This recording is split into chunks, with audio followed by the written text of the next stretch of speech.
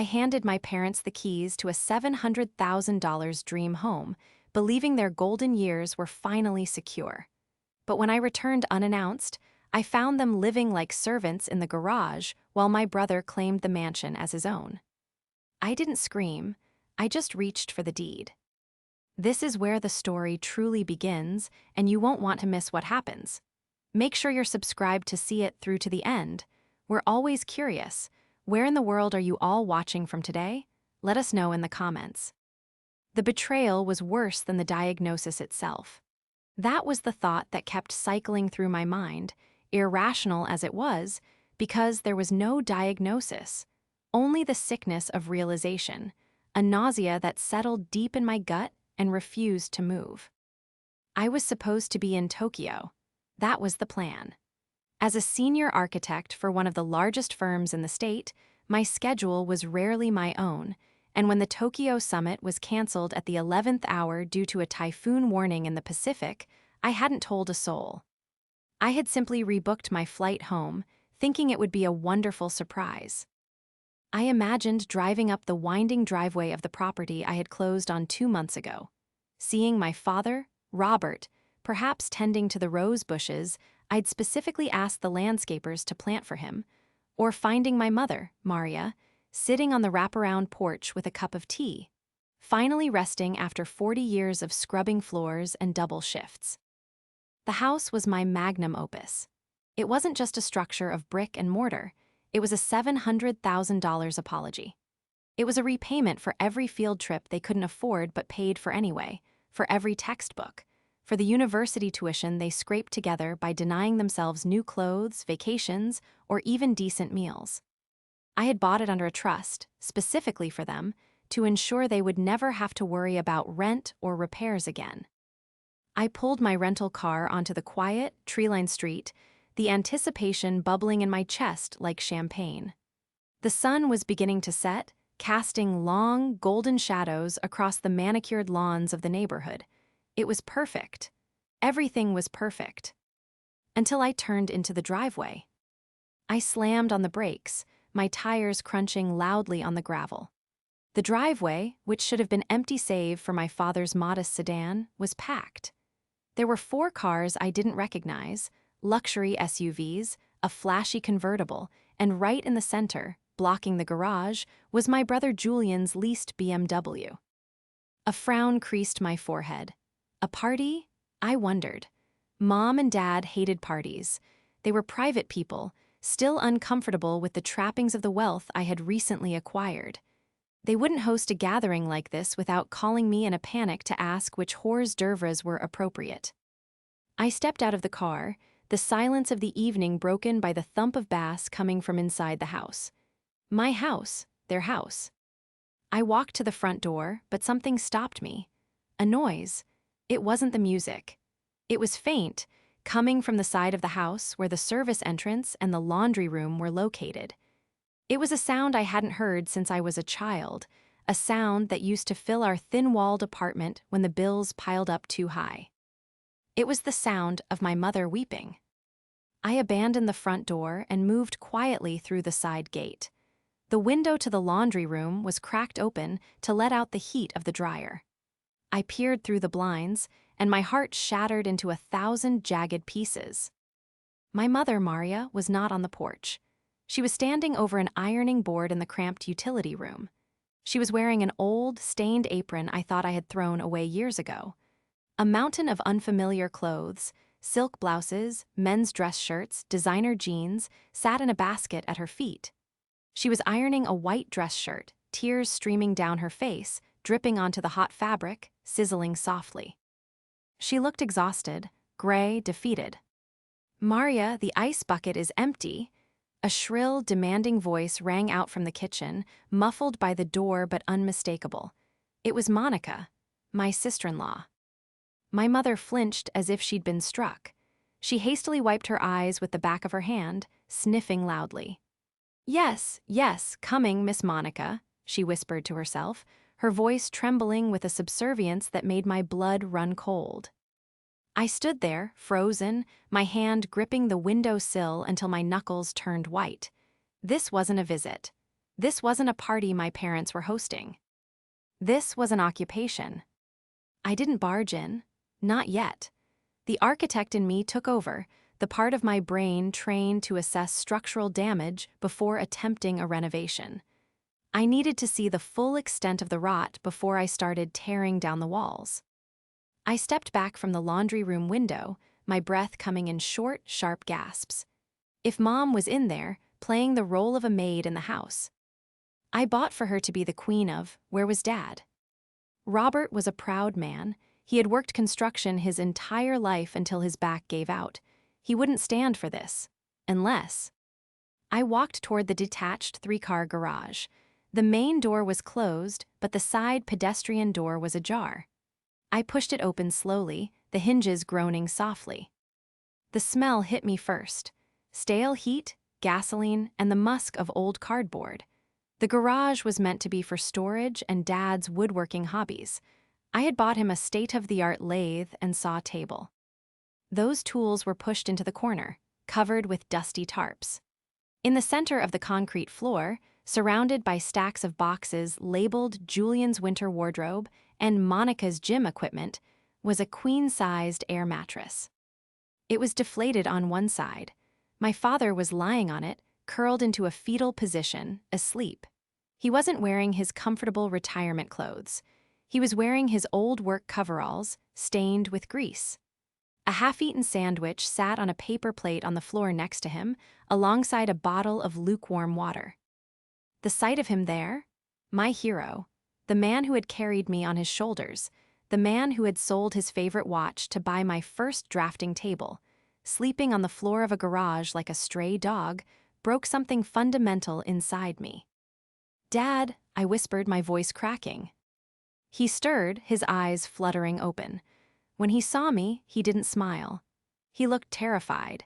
He scrambled to sit up, rubbing his face, looking toward the door as if checking to see if anyone had followed me. "Claire," he hissed, his voice rough with sleep and dehydration. What? What are you doing here? You're supposed to be in Japan." "The trip was canceled," I said, stepping fully inside. The heat in the garage was suffocating. "Dad, what is going on? Why is Mom ironing Monica's clothes? Why are you sleeping out here?" He looked down at his hands, his fingers twisting together. It's just temporary, Claire, just for a little while," Julian said. "Julian said what?" I demanded, stepping closer. "He said they needed the space," Dad mumbled, unable to meet my eyes. "Monica, she needs the master suite for her feng shui, and the guest rooms are for her inventory. She's starting a business, you know. And Julian said since I snore and your mother needs to be up early to help Monica with the house. It was better this way. We didn't want to be a burden." "A burden," I repeated, the word tasting like ash. "Dad, I bought this house for you. It's in your name. Well, in the trust for you." "Julian explained it to us," Dad said quickly, reciting lines he had clearly been fed. "He said that because he has a family, or they're trying to start one, and because he's younger, it's only fair. He said we had our turn. He said if we made a fuss, we'd be hurting his marriage. You know how fragile Monica gets." I looked at the air mattress, then back at the door leading to the main house. The bass thumping was louder now. Laughter, shrill, performative laughter, echoed from the patio. "So you're sleeping in the garage," I said, my voice dangerously calm. "And Mom is the maid." "We are helping," Dad corrected feebly. "We are family, Claire. We make sacrifices." "I made the sacrifice, Dad. I spent 3 years eating ramen and working 80-hour weeks to buy this place, so you would never have to sacrifice again." I turned toward the door. "Claire, no." Dad struggled to get up, his bad back seizing. "Don't cause a scene. Monica has friends over. Important friends. Please, honey, just come back later, call first." "I'm not going to cause a scene, Dad," I lied, my hand gripping the cold metal doorknob. I thought about the leather folder sitting in my briefcase in the rental car. The folder containing the deed, the trust documents, and the power of attorney papers I had drawn up to manage the property taxes for them. Julian and Monica thought they had bullied 2 old people into submission. They thought they had successfully commandeered a mansion because my parents were too kind to say no. But they had forgotten one crucial thing. They had forgotten that while my parents were soft, I was not. I was the architect. I built things, but I knew exactly how to demolish them, too. And I had the blueprints to bring this whole charade down on top of their heads. "I'm just going to say hello," I said, and walked out of the garage before he could stop me. To understand the magnitude of the rage vibrating in my fingertips as I marched toward the back patio doors, you have to understand the history. My parents, Maria and Robert, were the kind of people the world loves to chew up and spit out. Dad was a carpenter who undercharged because he felt bad for his clients. Mom was a seamstress who fixed the neighborhood kids' coats for free. They never had money, but our home was always full of warmth. When I got into architecture school, the tuition was astronomical. Without telling me, Dad sold his truck and took the bus to work for 4 years. Mom took night shifts cleaning offices. They did it silently, without complaint, pushing me to be the success they couldn't be. Then there was Julian. Julian was 4 years younger, the baby, the golden boy with the winning smile and the absolute lack of work ethic. While I was pulling all-nighters in the studio, Julian was finding himself in Europe on credit cards my parents ended up paying off. He bounced from job to job, bartender, DJ, consultant, always landing softly because Mom and Dad would catch him. And then he met Monica. Monica was a different breed of predator. She was a paralegal who acted like a partner, a woman who spent money she didn't have on logos for lifestyle brands that never launched.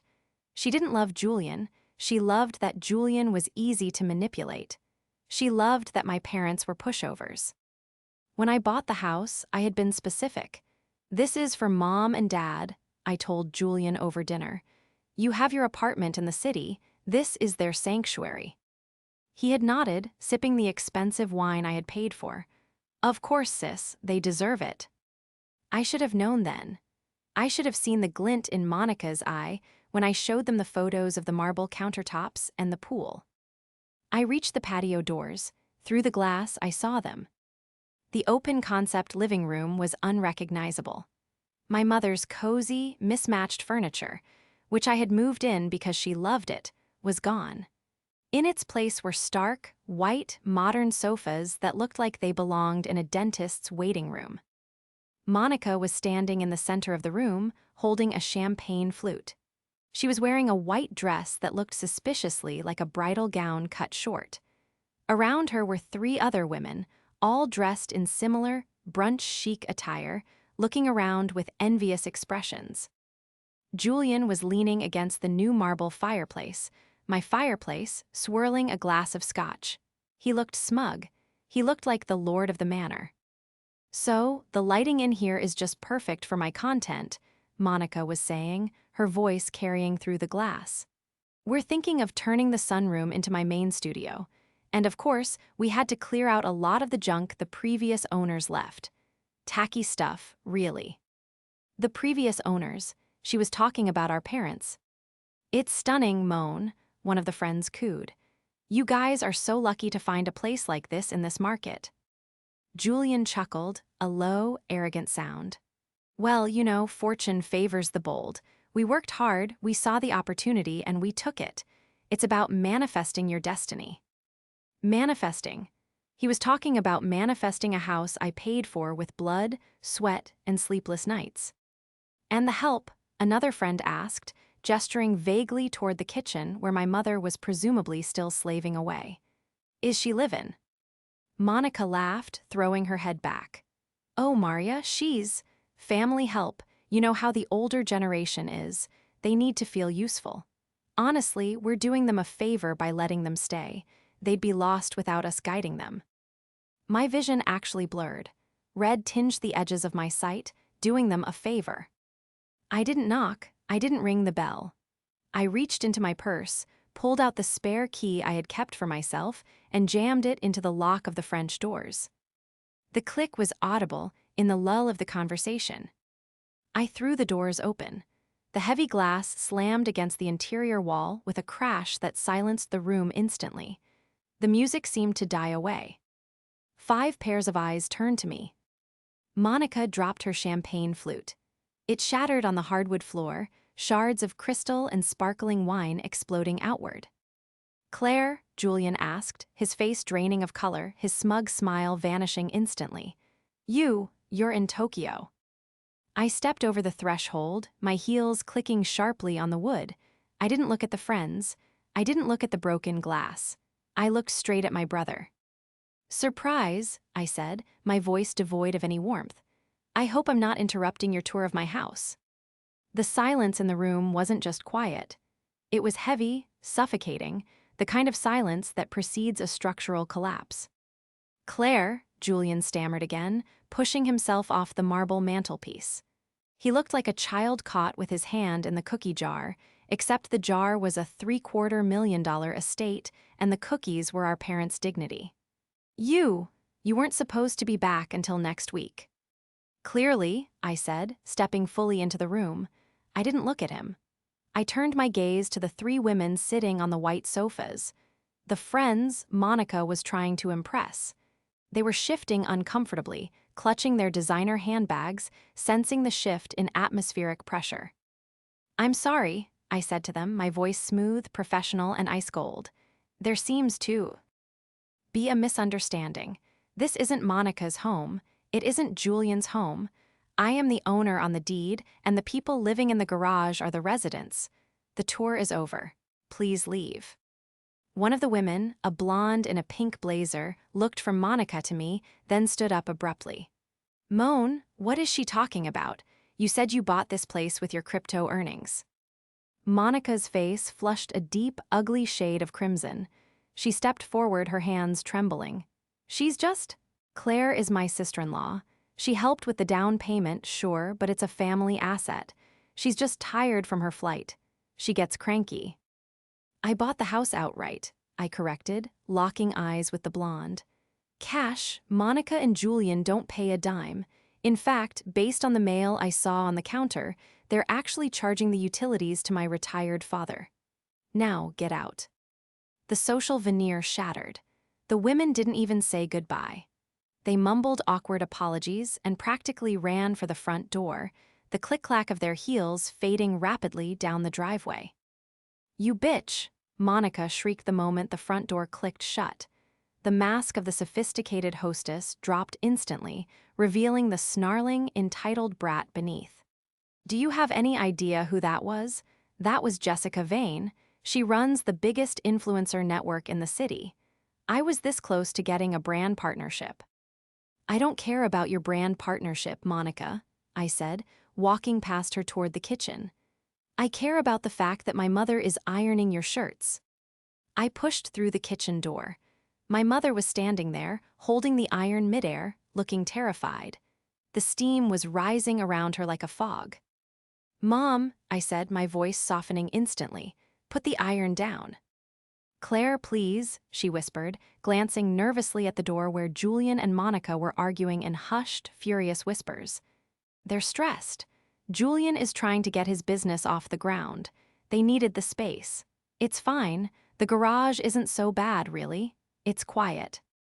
"It's a garage, Mom," I said, taking the iron from her hand and setting it on the counter with a clatter. "It's where cars sleep. Not people, not you." I grabbed her hand. It was rough, calloused, and shaking. "Where is Dad?" He's still out there. He didn't want to come in while the guests were here. Monica said he smelled like sawdust." I felt a vain throb in my temple. I turned on my heel and marched back through the living room. Julian tried to block my path.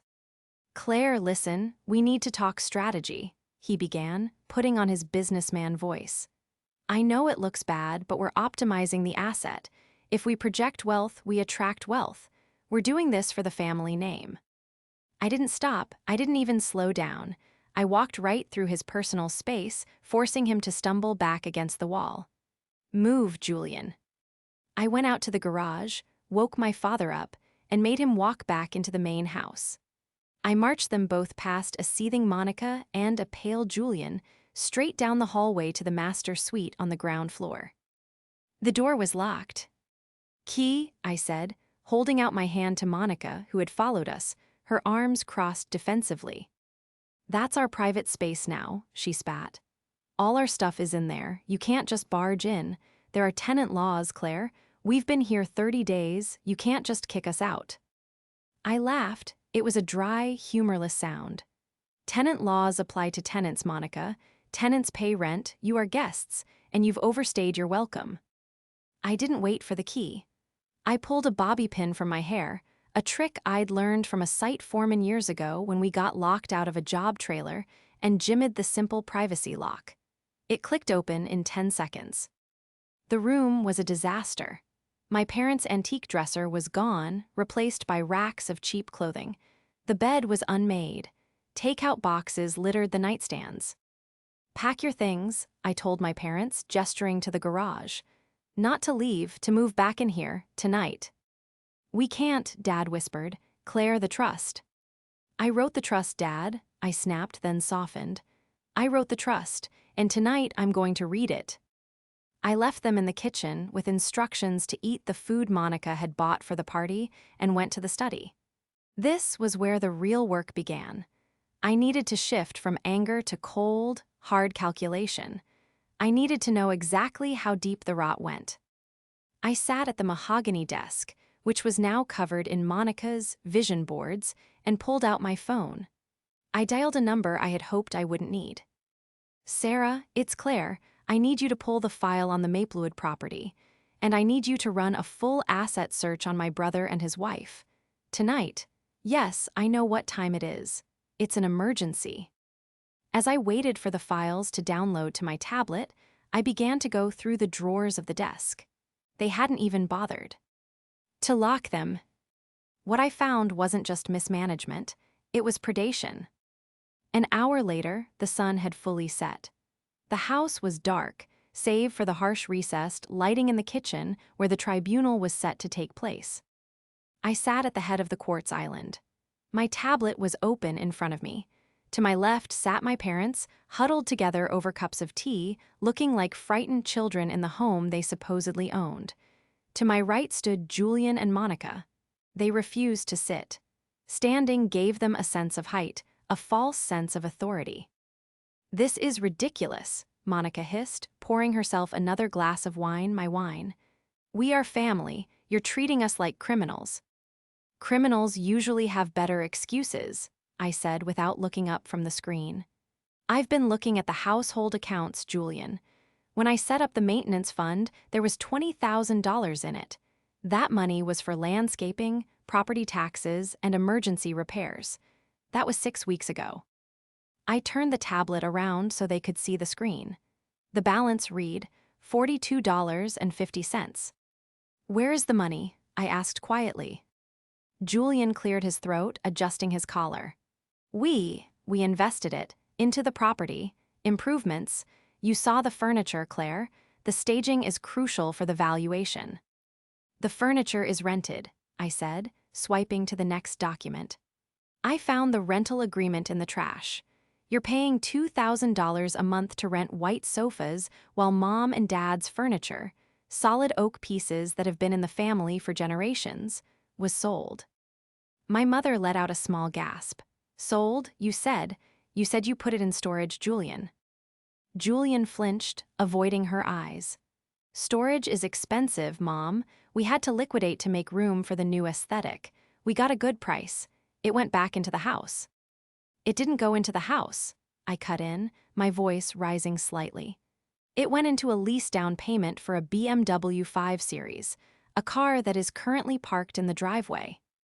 I need a reliable vehicle for meetings, Julian shouted, slamming his hand on the counter. You don't get it, Claire. You sit up there in your ivory tower with your architecture firm, making 6 figures, and you judge me for trying to build something? I'm hustling. I'm trying to create a legacy. You're stealing from pensioners? I slammed my own hand down, the sound cracking like a whip. You sold their furniture, you spent their maintenance fund, and that's not all. I stood up, the chair scraping loudly against the floor. I walked around the island to face them directly. I spoke to my lawyer 20 minutes ago. She ran a credit check. You didn't give up your apartment in the city to move closer to family, did you? Monica's eyes widened. She took a step back. You were evicted, I said, letting the words hang in the air. You haven't paid rent in 6 months. You have $40,000 in credit card debt. You didn't come here to help Mom and Dad. You came here because you had nowhere else to go. You're homeless, and you decided to hijack their retirement instead of admitting you failed.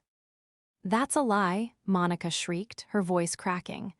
We are temporarily liquidating assets to pivot. It's a strategy. It's fraud, I countered. And instead of asking for help, instead of coming to me or Mom and Dad and saying, we messed up, you bullied 2 senior citizens into a garage and treated them like servants to hide your own shame. They agreed to it. Monica pointed a manicured finger at my parents. Tell her we're a team. My father looked up. For the first time all night, there was a spark of something in his eyes, not fear, anger. We agreed, Dad started, his voice raspy. We agreed because you told us Claire was in financial trouble. I froze. What? I turned to my father. Dad, what did you just say? Julian said the house was too expensive, Dad said, looking at his son with a mixture of heartbreak and disbelief. He said the mortgage payments were drowning you. He said if we let him and Monica move in and take over the management and branding of the house, they could generate income to help you pay for it. He said if we didn't do exactly what they said, the bank would take the house away from you. Silence, absolute deafening silence. I looked at Julian. He was pale, sweating profusely now. You told them I was broke, I whispered. You told them I was losing the house to get them to sleep in a garage. I was protecting them from worry, Julian stammered, his logic collapsing in on itself. You monster, I said. It wasn't an insult, it was an observation. Well, it doesn't matter, Monica yelled, desperate to regain control. We live here now, we have mail here, we have rights. If you try to kick us out, we'll sue, we'll claim adverse possession, we'll tie this house up in probate for years. You can't touch us. She smirked, a jagged, ugly expression. Go ahead, Claire, call the cops, what they say about a civil dispute. She thought she had played the ace. She thought the law was a shield for people like her. But she had forgotten what I do for a living. I deal with contracts, zoning laws, and city ordinances every single day. And I knew something about the property that she didn't. You're right, Monica, I said, my voice dropping to a terrifyingly calm register. Evicting a family member is messy. Civil courts are slow. The police hate domestic disputes. You could probably drag this out for 6 months, living here for free, destroying the house, draining the accounts. Monica crossed her arms, looking triumphant. Exactly, so let's be adults. We keep the master sweet. You go back to the city. We'll let Maria and Robert move into the guest room upstairs. We can coexist. No, I said. I picked up my tablet again. You see, when I bought this land, it wasn't just a residential plot. It's zoned as a multi-use agricultural estate because of the historic orchard in the back. That comes with very specific tax benefits. So, Julian sneered, more money for us. It also comes with very specific clauses in the trust deed regarding commercial activity, I continued, tapping the screen. You see, Monica, you've been very busy on social media. You've tagged this location as the headquarters for Monica's lifestyle brand. You've been selling unauthorized merchandise from this address. You've publicly listed the sunroom as a client consultation space. I'm an entrepreneur, she scoffed. It's a home office. According to the trust, I said, reading the text, any unauthorized commercial activity that voids the homestead insurance policy triggers an immediate breach of trust clause. But that's not the leverage, Julian. This is. I pulled a piece of paper from my folder, a printed screenshot I had taken from my banking app while they were arguing. Dad, I said, did you sign a power of attorney giving Julian access to your pension fund? Dad shook his head vigorously. No, never. Then explain this, I said, sliding the paper across the counter to Julian. It was a transfer authorization. $2,500 moved from my father's account to J&M Holdings. That's a forgery, I said simply. Wire fraud, elder abuse. And since it crossed state lines via an electronic bank transfer, it's a federal crime. Julian's knees actually buckled. He grabbed the counter to steady himself. Monica went dead silent. You have two choices, I said, holding up two fingers. Option A, I call the police right now. I show them the forged signature. I show them the unauthorized transfers. You leave this house in handcuffs. You go to prison, not for a weekend, but for years. And while you're inside, I will sue you for every penny of debt you've racked up. Claire, don't, Julian whimpered. Please, I'm your brother. Option B, I continued, ignoring his plea. You leave, now, tonight. You take your clothes, your rented furniture, and your leased car, and you vanish. You sign a document I have prepared in the other room renouncing any claim to this property or any future inheritance from Mom and Dad. You disappear from our lives. Monica looked at Julian. She was waiting for him to fight to find a loophole. But Julian was looking at the paper on the counter, staring at the evidence of his own crime. He knew I had him. We have nowhere to go, Julian whispered, tears leaking from his eyes. Claire, we're broke. That sounds like a you problem, I said. You have 1 hour. But my friends, Monica started, her voice small. What will I tell people? I looked at her, at the woman who had made my mother iron her clothes while she drank champagne. Tell them you manifested a new destiny, I said. Julian looked at Monica. Pack the car. But, pack the car, he screamed, his voice breaking. For the next hour, I watched from the kitchen stool like a hawk. I watched them dragging trash bags of clothes out to the BMW. I watched them haul the white sofas out to the curb. I wouldn't let them leave them in the house. I watched my mother try to go help them, and I gently held her arm. No, Mom, I said softly. You are done serving them. When the car was finally packed, the suspension sagging under the weight of their belongings, Julian came back to the front door. He held out the key. I'm sorry, he mumbled, looking at his shoes. Don't apologize to me, I said, taking the key. And don't apologize to them unless you mean to pay them back every cent you stole. He looked at Mom and Dad, who were standing behind me. Dad wouldn't look at him. Mom was crying, silently, leaning into Dad's shoulder. Goodbye, Julian, Dad said. It was final. It was the sound of a door closing that would never be opened again.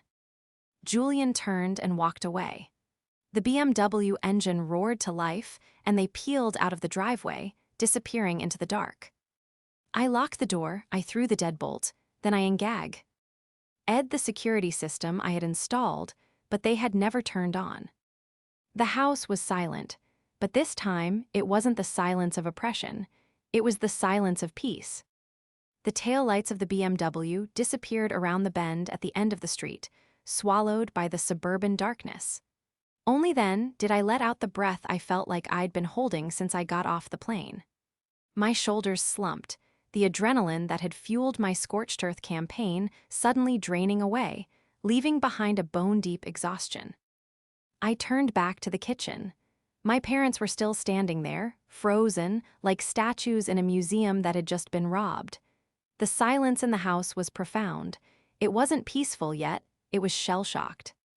They're gone, Mom whispered, looking at the door as if she expected Monica to burst back in, demanding an appetizer. They're gone, I confirmed, walking over and gently taking her calloused hands in mine.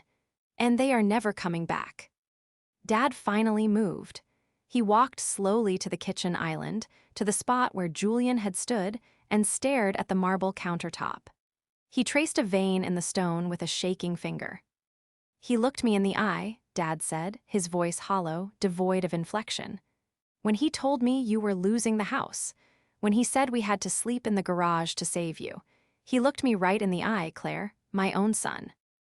The pain in his voice was worse than anger. It was the sound of a fundamental belief, the belief that your children will love and protect you, shattering. He's sick, Dad, I said softly. They both are. They're sick with greed and entitlement. We raised him, Mom said, a sob catching in her throat. Where did we go wrong, Robert? Did we give him too much? Did we not love him enough? Stop, I said, firmly but gently. Do not do that. Do not take responsibility for their crimes. You loved him. You supported him. He chose to weaponize that love against you. That is on him, not you. I looked around the kitchen, at the pretentious espresso machine Monica had insisted on, at the ridiculous oversized wine glasses hanging from the rack. The house felt alien, infected by their presence. We have work to do, I said, pushing down my exhaustion. We are taking this house back, tonight. The reclamation began in the garage. It took an hour just to clear out the trash Julian and Monica had insisted my parents store out there to make room for their aesthetic inside. We dragged bags of Monica's failed craft projects and boxes of Julian's outdated DJ equipment to the curb. Then came the mattress. Dad and I grabbed the ends of the deflated queen-sized air mattress he had been sleeping on for a month. It was heavy, awkward, and smelled faintly of mildew. We hauled it out of the garage, across the pristine lawn, and threw it on top of the pile of trash at the curb. Dad stood there for a long moment, staring at the plastic heap under the street lamp. He straightened his back. I heard a distinct crack as his spine realigned, a physical manifestation of the weight being lifted from his shoulders. He spat on the ground next to the mattress, an uncharacteristic gesture of defiance from my gentle father, and turned back to the house. Next was the master suite. Entering that room felt like walking into a crime scene. The air was thick with the cloying scent of Monica's cheap vanilla perfume. Her makeup stained the bathroom counters. Their clothes were gone, but their essence remained, a greasy film over everything. My mother stood in the doorway, clutching a cleaning rag, hesitating. Should I wash the sheets in case they need them back? The programming ran deep. I took the rag from her hand. Mom, no, they are not coming back, and these sheets... I walked over to the bed and ripped the expensive Egyptian cotton duvet, which Monica had charged to my emergency card, off the mattress. These are garbage. I bundled the bedding up, walked to the ensuite bathroom, and threw it all into the tub. I turned on the hot water and poured half a bottle of bleach over the fabric. The fumes were acrid, cleansing. We spent the next 4 hours scrubbing. We didn't speak much. We didn't need to. It was a ritualistic cleansing. We washed walls. We vacuumed carpets until the canisters were full. I made a point of taking down every single one of Monica's vision boards and ripping them into shreds before tossing them into the recycling bin. By 3:00 a.m., the house smelled of lemon pledge and bleach, not vanilla and lies. We were running on fumes, but we couldn't stop. We moved their antique oak bed frame back into the master suite, piece by piece. Dad's hands shook as he tightened the bolts, but he refused my help. He needed to build their sanctuary back up with his own hands. Finally, just as the first gray hint of dawn was touching the horizon, we sat down in the living room. The rented white sofas were out on the lawn, waiting for the pickup truck. I had scheduled. We sat on the floor, on the thick Persian rug I had bought them, drinking coffee from mugs that didn't match. Mom looked around the quiet, empty room. The house finally felt big. It finally felt like theirs. "It's a beautiful house, Claire," she whispered, her eyes red-rimmed but clear. "It is," I agreed, leaning my head on her shoulder. Dad took a sip of his coffee, looking out the bay window at the backyard, where the sun was beginning to illuminate the garden he hadn't been allowed to tend. "I'm going to plant those tomatoes today," he said firmly. "The big beefsteak ones, and I'm going to build a trellis for your mother's roses." He looked at me, and for the first time since I arrived, his eyes were completely clear of fear. "And then, I'm going to change the locks on the gate." The spell was broken. The nightmare was over. They were awake. 2 weeks later, I sat on the veranda, watching the sunset. The air smelled of freshly turned earth and blooming jasmine. My father was down in the garden, kneeling on a foam pad, humming off-key as he staked a row of tomato plants that were already reaching for the sun. My mother was in the kitchen, and the aroma of her famous roasted chicken, a smell that had defined comfort for my entire childhood, wafted out the screen door. The house was no longer a stage set for Monica's imaginary life. It was a home. The rented furniture was gone, replaced by comfortable, sturdy pieces we had picked out together. The white walls were now a warm sage green, covered with framed family photos, the real ones, not curated shots for social media. The peace was profound, but it had been hard-won. I hadn't just let Julian and Monica drive away into the night. I had followed through. The morning after the confrontation, after sleeping for 4 hours, I had gone to the local police station. I didn't file criminal charges.